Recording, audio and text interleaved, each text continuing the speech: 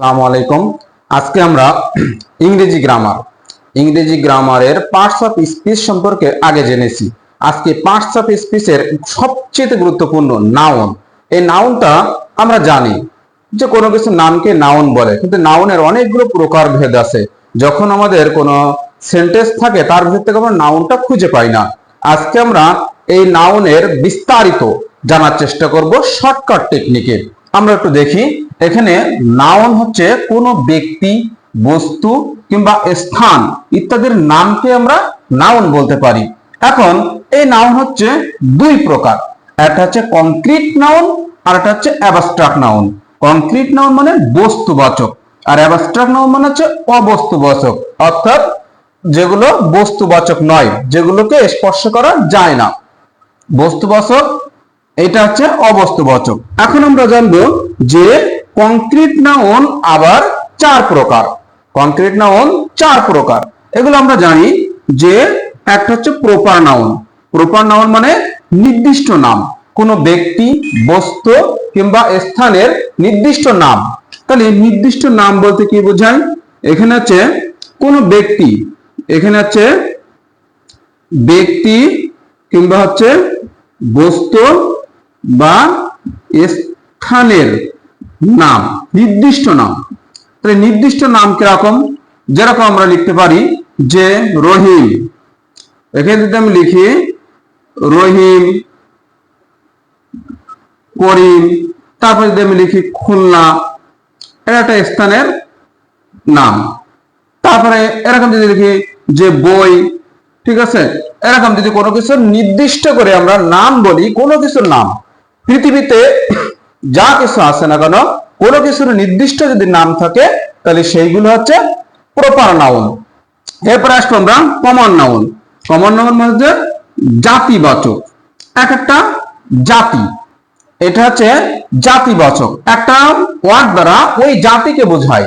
যেরকম আমি দেখে লিখি যে মুসলিম, মুসলিম কিন্তু একটা জাতি। যদি আমি এখানে লিখি বয়, বয় মানে বালক, পৃথিবীতে যত বালক আছে সবগুলো কিন্তু একটা অর্ডারে বোঝায়। যদি আমি লিখি এখানে গার্ল, পৃথিবীতে যত বালিকা আছে সবগুলো কিন্তু ওই একটা অর্ডারেই কিন্তু বোঝায়।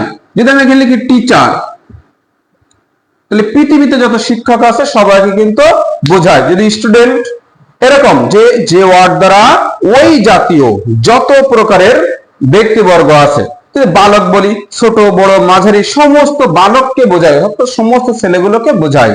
গার্ল মানে সমস্ত বালিকাগুলোকে বোঝায়। টিচার মানে সে যে কোনো টিচার হোক, অঙ্কের হোক, ইংরেজির হোক, বাংলার হোক, উর্দু হোক, ফার্সি হোক, যে কোনো লেভেলের টিচার হোক না কেন, টিচার মানে সেটা হচ্ছে নাউন, অর্থাৎ এগুলো হচ্ছে কমন নাউন, যে ওয়ার্ড দ্বারা একই শ্রেণীর, একই জাতীয় মানে ব্যক্তিবর্গকে বা স্থানগুলোকে বোঝায়।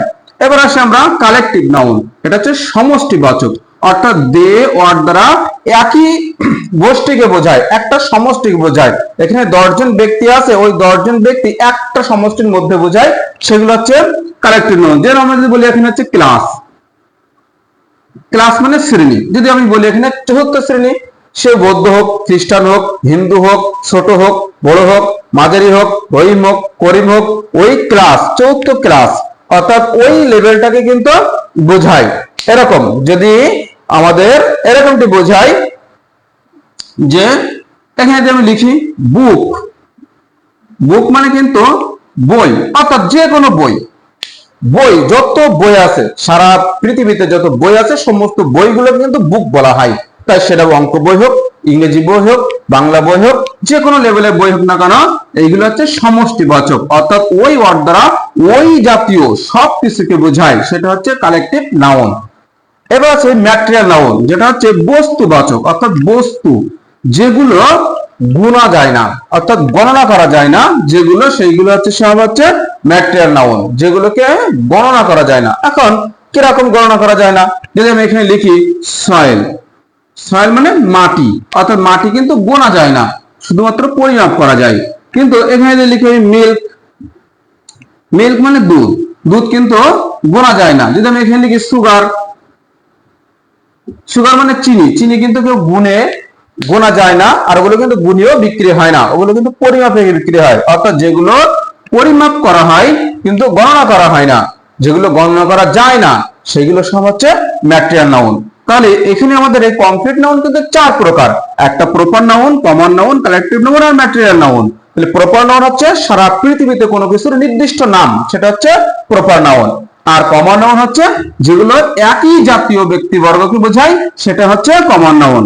আর কালেকটিভ নাউন হচ্ছে একই শ্রেণীর একটা জায়গায় 10 জন ব্যক্তি থাকলে, 10টা বস্তু থাকলে ওই 10টাকে একই নামধারী করা হয়, সেটা হচ্ছে কালেকটিভ নাউন। এবার হচ্ছে ম্যাটেরিয়াল নাউন, যেটা হচ্ছে বস্তুবাচক, অর্থাৎ যেগুলো হচ্ছে গুণে শেষ করা যায় না বা গণনা করা হয় না, পরিমাপ করা হয় শুধুমাত্র, সেগুলো হচ্ছে ম্যাটেরিয়াল নাউন। এবার আসি আমরা অ্যাবস্ট্রাক্ট নাউন। অ্যাবস্ট্রাক্ট নাউন হচ্ছে লেখা আছে আগেই যে অবস্তুবাচক। তাহলে এই অবস্তুবাচক যেগুলো হচ্ছে বস্তুর মধ্যে পড়ে না, অর্থাৎ কোনো ব্যক্তি, বস্তু, স্থানের যদি দোষ, গুণ ইত্যাদির নামগুলোকে, ঠিক আছে, যে দোষ গুণ, যে রহিম সৎ ছেলে, রহিম মানুষটা খুবই নরম, তাহলে এই যে দয়ালু, নরম, এইগুলো হচ্ছে অবস্তুবাচক। আমি যদি এখন লিখি যে এডুকেশন, এটা কিন্তু এডুকেশন মানে শিক্ষা বা শিক্ষিত। তাহলে এই যে শিক্ষা, এই শিক্ষাটা কিন্তু দেখা যায় না, এটা কার ভিতরে শিক্ষা আছে এটা কিন্তু দেখা যায় না, ঠিক আছে। অনেক সময় একজন কোট পরে দাঁড়িয়ে আছে রাস্তায়, মনে হবে যেন ও ব্যক্তি শিক্ষিত, কিন্তু শিক্ষিত নাও হতে পারে।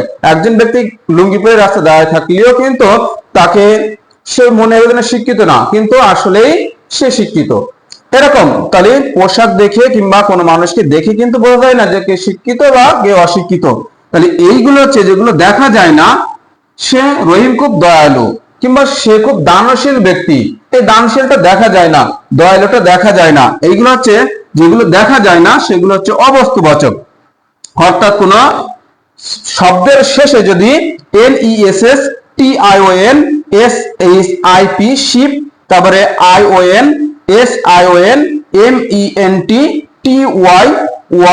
তারপর হচ্ছে ITYISMCYENCEDOM